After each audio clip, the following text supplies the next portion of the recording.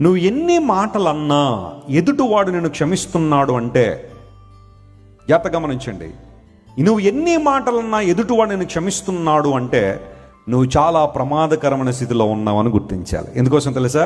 వాళ్ళు క్షమించిన ప్రతిసారి నీకు వాళ్ళకి మధ్య దేవుని పెట్టేస్తున్నారు. వాళ్ళు they are putting God in between you and the person you are accusing. ప్రతీకారం తీర్చుకునే వాడికన్నా క్షమించేవాడికి ఎక్కువ భయపడాలండి మనం. ఎందుకోసం తెలుసా? ప్రతీకారం తీర్చుకునేవాడు అప్పటికప్పుడు అయిపోతుంది, ఆ డీల్ అయిపోతుంది. ఓ మాట అంటే ఇంకో మాట అనేసారనుకోండి, ఇంకా అక్కడతో చెల్లు అయిపోయింది. నువ్వు ఒక మాట అన్న మౌనంగా ఉంటాడు చూసారా, అలాంటి వాళ్ళతో చాలా జాగ్రత్తగా ఉండాలి నువ్వు. ఎందుకోసం తెలుసా? వాళ్ళ మౌనం దేవుని తీసుకొచ్చేస్తుంది మధ్యలోకి. వారి పక్షంగా ఎవరు నిలబడిపోతాడు.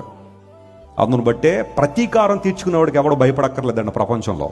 క్షమించే గుణం ఉన్నవాడికి భయపడాలట. ఉందా భయం నీకు? భార్య ఏమంటలేదని చెప్పి ఇష్టానుసారం మాట్లాడుతున్నావా?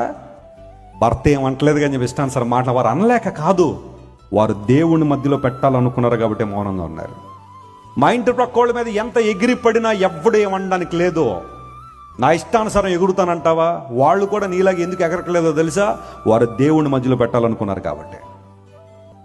తోటి విశ్వాసి నేను ఎన్ని మాటలన్నా పడుతుందండి, నన్ను క్షమించేస్తుందండి, అందరూ బట్టి నా నోరు ఉంది కదా, ఇష్టానుసారం మాట్లాడతాను, నిందలు క్రియేట్ చేస్తాను, రోమర్లు క్రియేట్ చేస్తాను, ఎవడు నన్ను అడగడానికి లేదంటావా?